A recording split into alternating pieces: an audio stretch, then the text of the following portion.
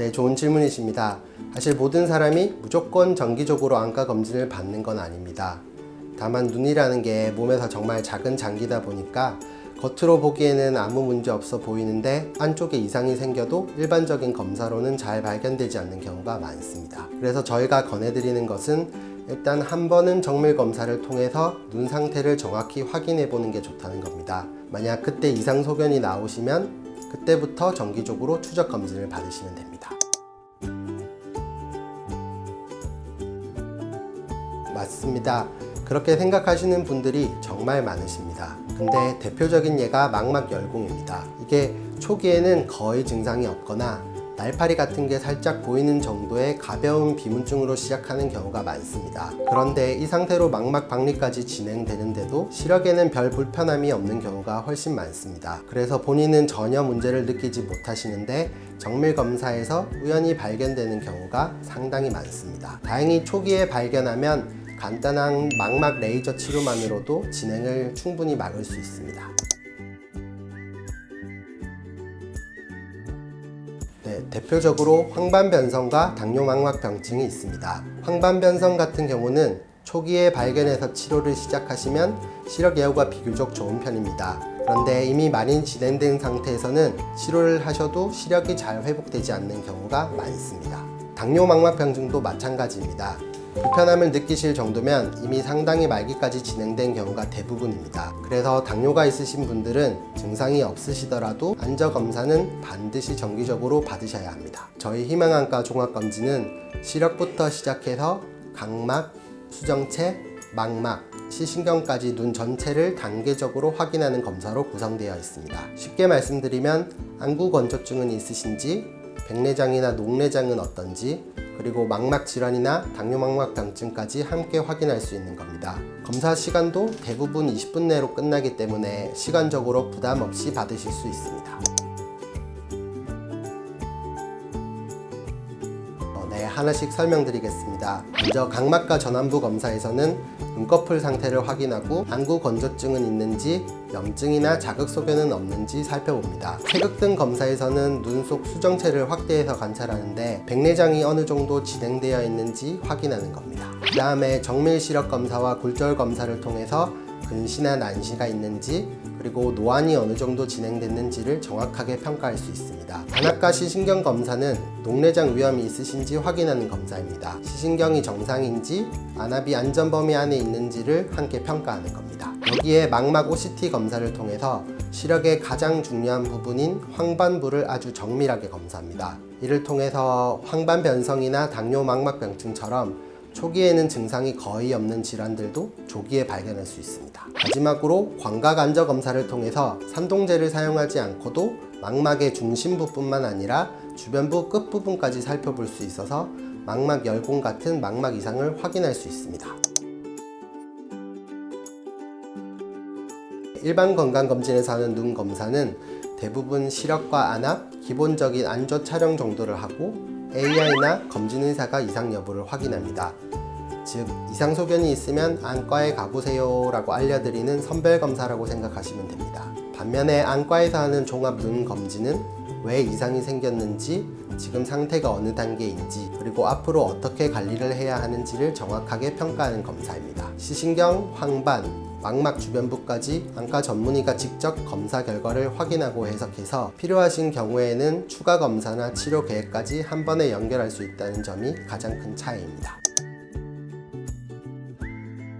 단순히 검사를 하는 것 자체보다 더 중요한 건 결과를 어떻게 해석하느냐입니다. 안과는 워낙 전문화된 분야라서 같은 검사 결과를 보더라도 안과 전문의가 아니면 어떤 부분이 문제인지 판단하기 어려운 경우가 많습니다. 그래서 안과 검사는 검사 자체와 전문적인 해석이 함께 이루어져야 의미가 있습니다. 초등학생부터 고등학생까지는 정밀 시력 검사를 통해서 시력이 잘 발달하고 있는지 확인하고 사시가 있는지, 그리고 눈의 길이, 즉 안축장이 정상 범위 안에서 자라고 있는지를 함께 검사하는 게 중요합니다. 20대부터 30대까지는 눈이 괜찮다고 느끼시는 경우가 많으신데요. 실제로는 안구 건조증이나 굴절 이상이 숨어 있는 경우가 많고, 증상 없이 생길 수 있는 망막 열공 여부를 확인하는 검사가 필요합니다. 40대에서 50대는 노안이 시작되시면서 눈의 피로감이나 건조증을 느끼시는 분들이 늘어납니다. 이 시기에는 망막 상태와 함께 녹내장 여부를 포함해서 좀 더 폭넓은 검진을 권유드립니다.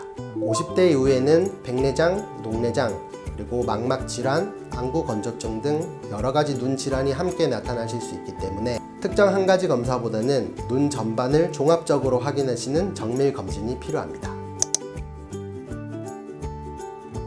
네, 다음과 같은 증상이 있으시면 미루지 마시고 바로 검사를 받으시는 걸 권해드립니다. 눈이 자주 침침해지시거나 빛이 퍼져 보이시거나 인공 눈물을 넣어도 눈이 계속 따갑고 찝찝한 느낌이 지속되는 경우입니다.